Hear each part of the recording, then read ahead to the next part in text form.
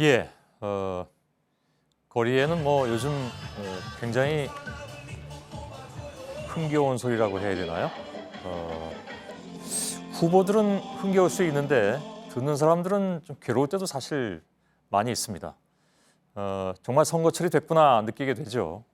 자신을 알릴 수 있는 수단이긴 하겠죠, 후보들한테. 근데 듣는 분들한테는 제가 아까 말씀드린 것처럼 소음일 수가 있는데, 특히 소음 기준이 강화됐음에도 불구하고 유독 선거 유세는 왜 예외냐, 이렇게 궁금해하시는 분들이 많이 계십니다. 오늘 팩트체크에서 이 문제를 좀 준비해봤습니다. 김필규 기자, 예. 선거 유세에서 나오는 소리 때문에 고통을 호소하는 분들이 꽤 많습니다. 그런데 이게 참 궁금합니다. 저는 이렇게 길가 지나가다 막 이렇게 떠들면 정말 찍고 싶지 않거든요. 근데 다른 분들도 그런 건지 좀 보죠. 예, 앞으로 보겠지만 그런 비슷한 이야기 하시는 분들 많이 있었는데요. 예. 자, 지난달 31일부터 이제 공식 선거 운동이 시작이 됐죠. 첫날에만요, 경찰 112에 유세 관련 소음 불만 신고가 600건 가까이 접수가 됐다고 합니다. 그래서 말씀드렸듯이 인터넷상에도 이제 여러 종류의 불만이 올라와 있는데요. 하나하나 보면은 뭐 토요일에 늦잠 좀 자려는데 아침 7시부터 또 시작이다. 나도 좀 간곡히 호소하는데 제발 조용히 해달라. 누구든 소음 제일 적은 사람을 뽑겠다. 뭐 이런 내용들 있었습니다. 예, 예. 그러면서 집회할 때는 까다롭게 소음 기준 적용을 하면서 경찰 지금 뭐 하고 있냐? 이런 원망 섞인 내용도 있었습니다. 예. 이게 정말 불만들이 굉장히 좀 크시군요, 보니까. 그럼에도 불구하고 이걸 틀어야 하는 후보들의 사정은 뭔지 이따가 좀 제가 따로 좀 질문하도록 하고. 예. 그 요즘 집회할 때는 왜 소음 규제가 꽤 강화되지 않았습니까? 예, 2년 전이었죠. 집회 및 시위에 관한 법률이 이제 개정이 되면서 낮에 하는 집회에서는 소음이 이제 75데시벨 미치어야지 되고, 또 야간 집회는 65데시벨 이상의 소음을 낼 수 없게 됐습니다. 예. 어느 정도냐면요, 이 소음은 사람이 많아서 북적북적대는 카페 수준의 소음입니다. 예. 그러니까 예전같이 스피커로 빵빵 소리를 낼 수 없게 된 건데요. 공직선거법 상에도 이런 소음과 관련한 기준이 있기는, 소리와 관련된 기준이 있기는 있습니다. 야간 연설 등의 제한 규정이라고 해서요. 스피커를 이용한 연설은, 보통 연설은 오전 7시부터 밤 10시까지 할 수 있게 돼 있는데요. 예. 자, 이거는요. 그런데 시간 규정만 있을 뿐 어떤 소리의 크기 규정은 없습니다.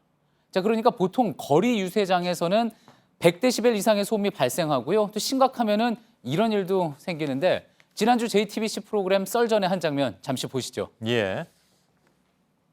마이크나 스피커 용량이 굉장히 중요하거든요. 삼거리나 사거리 같은 데서 단끼리 합의가 안 될 경우에는 그렇지, 서로 더듬지. 같은 시간에 동시에 유세를 해버리는 경우가 있어요.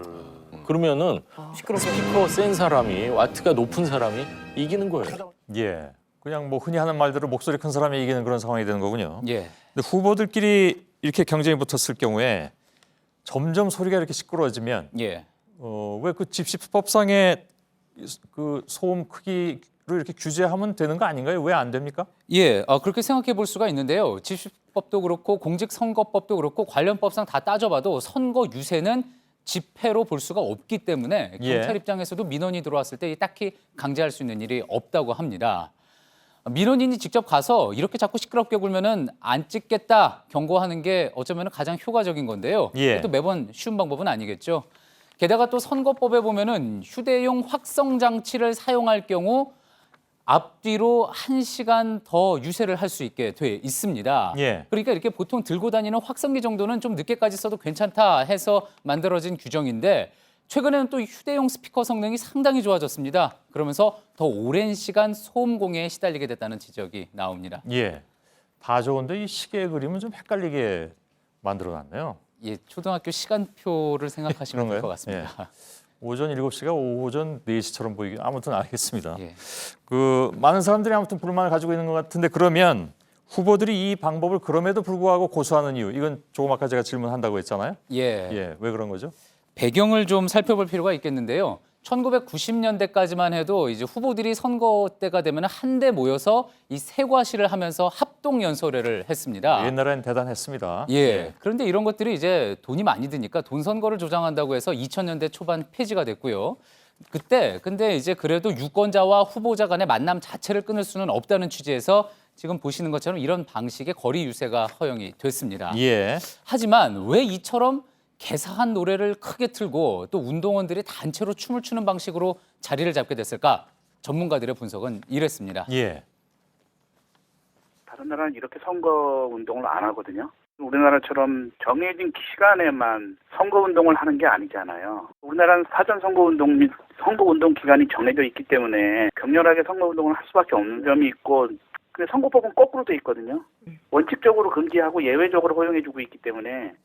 그 선거 운동이 기본적으로 그 기간이 짧게 정해져 있고 그 사이에 집중적으로 자기 자신을 홍보해야만 되기 때문에 결국은 이런 식으로 흘러올 수밖에 없었다, 이런 지적인가 보죠. 예, 그렇습니다. 예. 사실 선거철이 되면은 선관위에서도 이런 소음 관련한 민원이 참 많이 들어온다고 합니다. 그래서 계속 고민을 좀 하고 있기는 한데 예. 결국 지금 그렇지 않아도 이 후보자에 대해 제대로 알지도 못한 채 표를 던지는 소위 깜깜이 선거라는 비판이 있는 상황에서 이마저 규제하기는 참 힘들다라는 입장이고요. 이런 운동 방법에 대해서 결국 최종적인 판단은 유권자 몫이 아니겠느냐 하는 이야기였습니다. 예. 그럼 뭐 확성기를 크게 떠든다고 해서 깜깜이가 밝아지는 것도 아닌 것 같은데, 아무튼 보면 그 유세 방식이 이런 식의 유세 방식이 실제로 표심을 흔드느냐, 예. 다시 말하면 이것이 효과적이냐 아니면 역효과를 내느냐 하는 부분은 이건 따로 좀 연구를 해봐야 될 문제이긴 한 것 같습니다. 예, 아직 그렇습니다. 그에 대한 명확한 연구 결과는 나온 게 없죠. 예, 아주 명확하게 그 부분은 없고 전문가들에게 이제 물어봤더니 이런 예. 이야기는 있었습니다. 현역 의원의 경우라면은 지역에 이제 보통 선거 사무실 운영하면서 현수막이라도 내걸 수 있지 않습니까? 하지만 나머지는 이런 식의 유세 방법 말고는 내가 선거에 나왔다는 것을 알리기 힘들다는 그런 이야기였는데요. 예. 하지만 2010년에요. 선관위에서 가장 불편을 준 선거 운동이 뭐였는지 유권자들 대상으로 조사를 한 게 있는데, 뭐 무분별한 문자 공세 때문에 불편했다라는 응답도 있었지만 지금 보시는 것처럼 유세 차량의 소음 공해가 62%로 압도적인 1위였습니다. 예. 자, 우리 선거제도상 고칠 점은 없는지, 또 시민들에게 불편 주지 않으면서 제대로 유권자와 접촉할 수 있는 방안은 없는지 심각하게 고민해 볼 때가 된 것 같습니다. 예. 팩트체크 김필기 기자였습니다. 수고했습니다.